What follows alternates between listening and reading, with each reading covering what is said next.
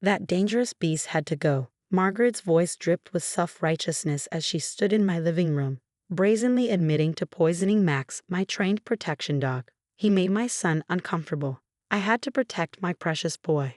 I gripped the edge of my desk, steadying myself as I watched her on my laptop screen. The security footage showed her sneaking into my backyard at 2 a.m., tossing tainted meat over the fence. She didn't know that Max was trained to only eat from his designated bowl. The poison-laced steak lay untouched, evidence of her attempted crime. My name is Olivia Kane, and at 34, I'm a former military K-9 handler turned professional dog trainer. Max, my Belgian Malinois, wasn't just a pet. He was my partner, protector, and highly trained service animal who'd saved my life more times than I could count during my deployments. You tried to kill my dog, I said, my voice eerily calm as I continued watching her self-righteous confession. A trained service animal worth over $50,000. Margaret's face reddened.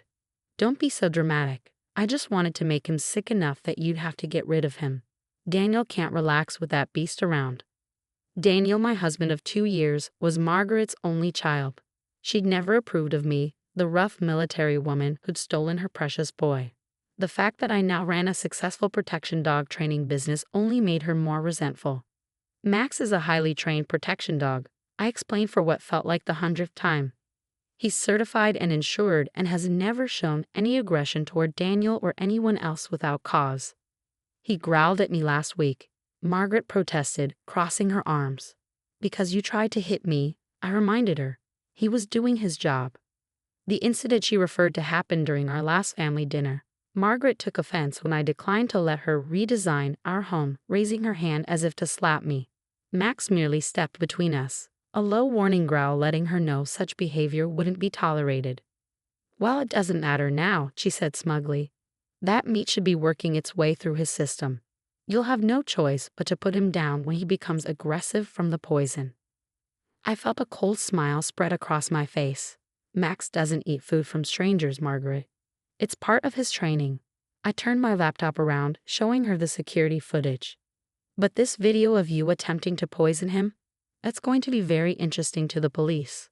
The color drained from her face. You were recording me. I record everything. It comes from years of working with valuable service dogs. You'd be amazed how many people try to harm them out of ignorance or spite. You can't show that to anyone, she sputtered. I'm your mother-in-law. Think about what this would do to Daniel. I already have, I replied, pulling out my phone. He's watching this footage right now at work. He should be here any minute to deal with his mother, who just tried to kill his wife's service dog. As if on cue, the front door opened. Daniel stormed in, his face a mask of fury I'd never seen before. Mom, what have you done? Margaret turned to him, arms outstretched. Danny, I was trying to protect you. That dog is dangerous. The only dangerous person here is you, Daniel snapped. Max has protected both me and Olivia. He's family, and you just tried to kill him. But Danny, stop. Daniel's voice cracked like a whip. The police are on their way. You're going to be charged with attempted animal cruelty and trespassing. And after this, you're not welcome in our home anymore. I watched as Margaret's face crumpled, the reality of her situation finally sinking in. She'd been so convinced of her righteousness, so sure that her position as mother gave her the right to do anything she wanted. Now she was facing real consequences for her actions. The sound of police sirens grew closer, and Margaret's smug confidence wholly evaporated. She looked at me with genuine fear, finally realizing that her perfect plan had backfired spectacularly. Olivia, please, she begged. We can work this out. I'll apologize to the dog. His name is Max, I corrected her. And no, we can't work this out. You tried to kill a trained service animal because of your prejudices. There's no coming back from that. The next few weeks were a blur of legal proceedings and family drama. Margaret's arrest made local headlines. Mother-in-law attempts to poison service dog. The footage from my security cameras was damning, showing her not only tossing the poisoned meat, but also repeatedly casing our property in the days leading up to the incident. She'll likely face felony charges, Detective Torres explained during our follow-up meeting. Attempting to harm a service animal is taken very seriously in this state. The premeditation shown in your footage makes it worse. I sat in our living room, Max's head resting on my lap as I processed the information. Daniel paced nearby, still struggling with his mother's betrayal. I just can't believe she'd go this far, he muttered, running his hands through his hair. I mean, I knew she was controlling, but this? The evidence had revealed more than just the poisoning attempt. The police found receipts for the toxic substances in Margaret's purse, along with a detailed journal outlining her plans to free Daniel from that woman and her beast. She'd been plotting this for months. My phone buzzed with another message from Daniel's sister, Amanda.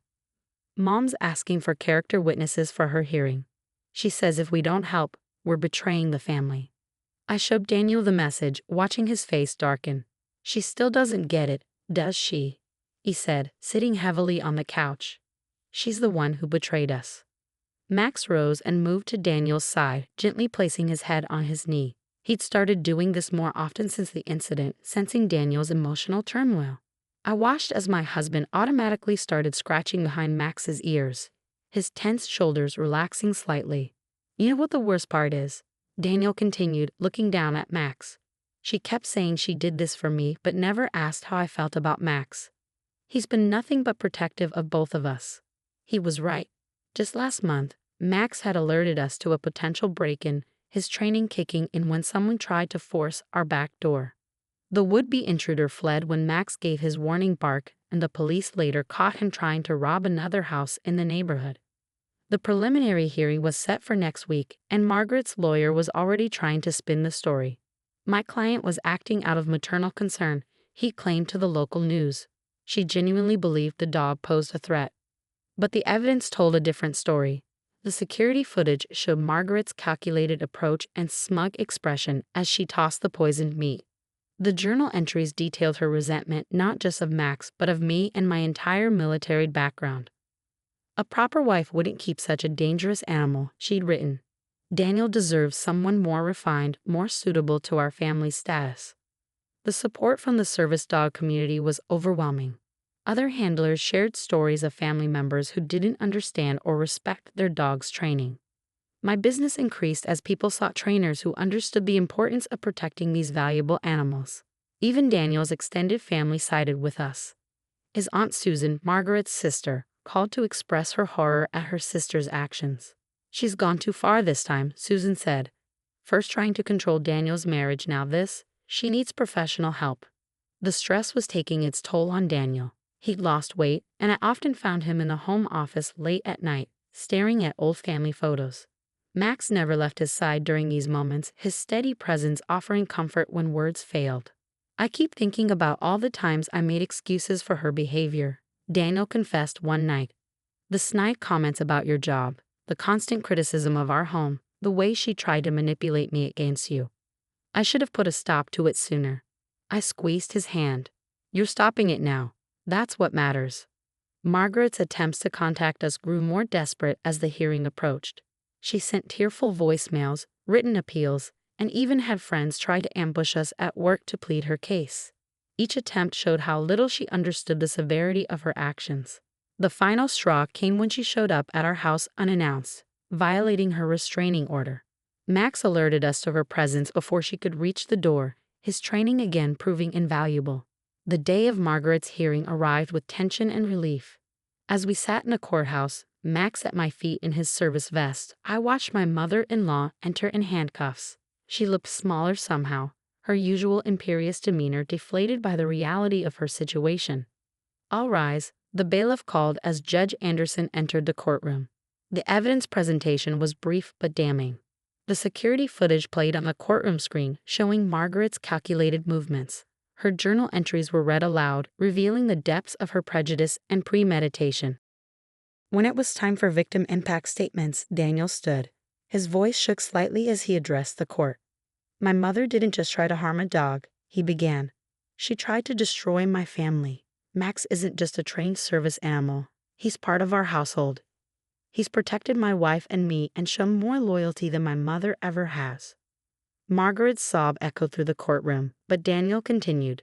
I'm asking the court to mandate psychiatric help as part of her sentence. This isn't just about the attempted poisoning. It's about years of controlling behavior that finally went too far. The judge's sentence was firm, 2 years probation, mandatory psychiatric counseling, a hefty fine to be paid to local service dog organizations, and a permanent restraining order preventing her from coming near our home or my training facility. Mrs. Wheeler, Judge Anderson addressed Margaret directly. You're fortunate the dog's training prevented your plan from succeeding. Had you managed to poison this animal, you'd be facing significant prison time.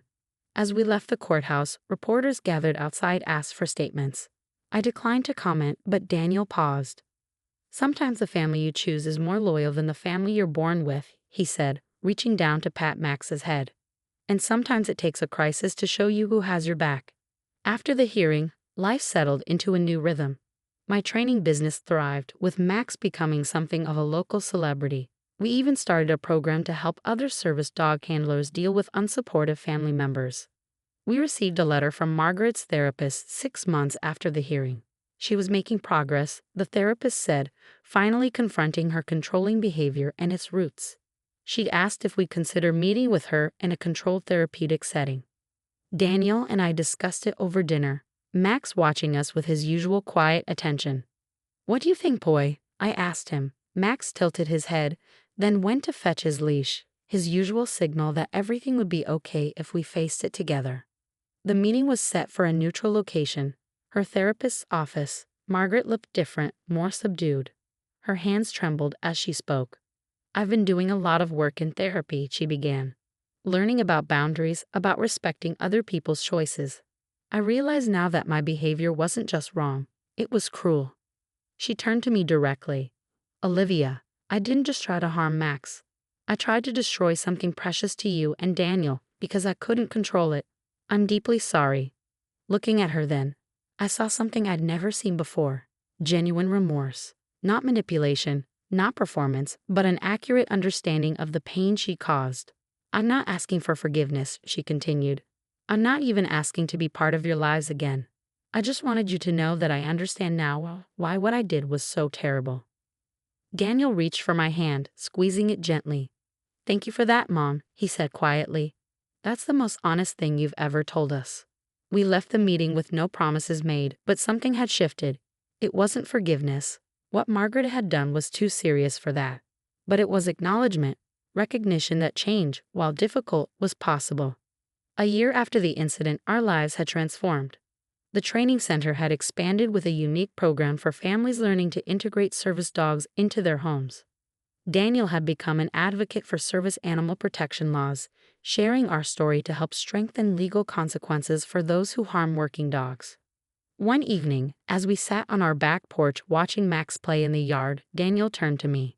You know, when Mom started acting out against Max, I worried about choosing between my family and my wife. I never realized I wasn't choosing between them at all. I was choosing between toxic control and healthy love. I leaned against him, watching Max patrol his territory with the same dedication he'd always shown. Sometimes the best family members have 4 legs, I replied. He laughed, pulling me closer, and sometimes they teach us more about loyalty than any human ever could. Max trotted over, resting his head on Daniel's knee as if agreeing. He was more than just a service dog, more than just a pet. He was the catalyst that exposed the poison in our family dynamics and the strength that helped us build something better from the ruins. As the sun set over our yard, I thought about how life's biggest lessons sometimes come from unexpected sources. In trying to destroy what she didn't understand, Margaret had inadvertently strengthened our family's bonds. And Max, the dangerous beast she feared so much, had shown more wisdom and grace than she ever had. Sometimes the best revenge isn't revenge, it's living well, surrounded by love in all its forms, even those with 4 legs and a wagging tail.